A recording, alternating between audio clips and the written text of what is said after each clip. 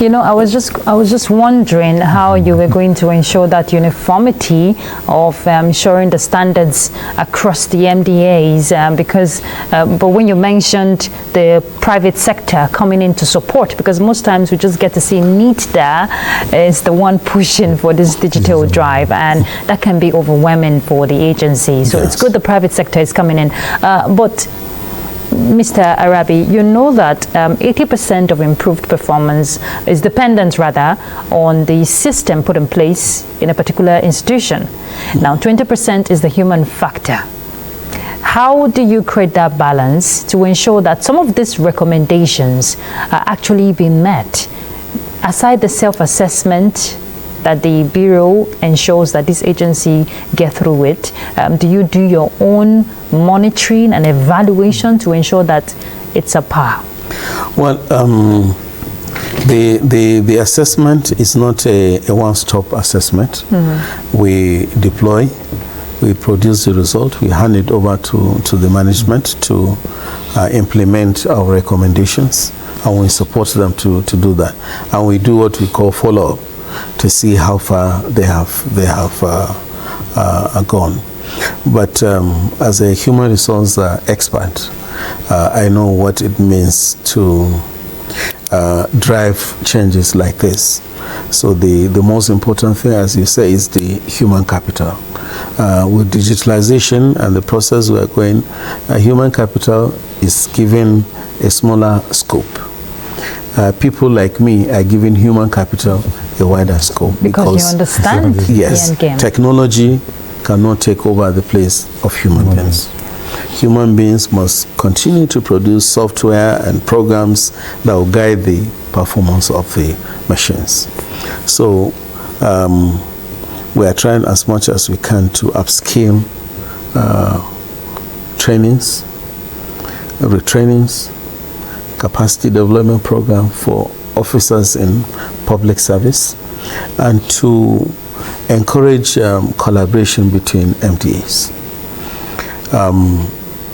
The efficiency unit circular says we should work together and use facilities of government. That is why you see us using Ministry of Finance theater for some of our activities. And that is not stopping at only halls, conferences, and other things, including technology. You can always leverage on what is available in the sister agency and render services to others. So I think for us to succeed, to move at the speed that we want, I think ministries, departments, and agencies need to increase their collaboration, working together among themselves, so that we increase the speed. Yeah, okay. You did mention collaboration. In all the reforms you have been putting forward, how is the relationship with the Office of the Head of Civil Service and the Federal Civil Service Commission in all these reforms that you are putting forward? Well, thank you for asking me this wonderful question. BPSR is located under the Office of the Secretary to the Government of the Federation. And we have two committees or two councils that are managing our performance and determining what we do. The first one is the Steering Committee on Reforms. Under the Steering Committee on Reforms, you have the Secretary to the Government of the Federation as chairman. You have the Head of Civil Service of the Federation as deputy chairman. You have Civil Service Commission chairman, National Assembly Service Commission as member, Judiciary Council secretary as member. So the three arms of government and key agencies of government are members of the steering committee. That is our board of directors. They approve our work plans, they approve what we should do, and they disapprove what they think is not in the interest of government. Beyond that, there is the National Council on Reforms that has the president as chairman, and all members of the Federal Executive Council are members of that council. BPS, well, if you look at the structure, Whatever we do is subject to approval of this. And you have Civil Service Commission, head of Civil Service, and secretary to the government of the Federation. In any case, whatever BPSR does is not implemented by us, but implemented by, ministries, departments, and agencies of government, including the Secretary to the Government, Head of Service, and Chairman, Federal Civil Service Commission. There has been this symbiotic relationship between BPSR on these central agencies and other agencies of government.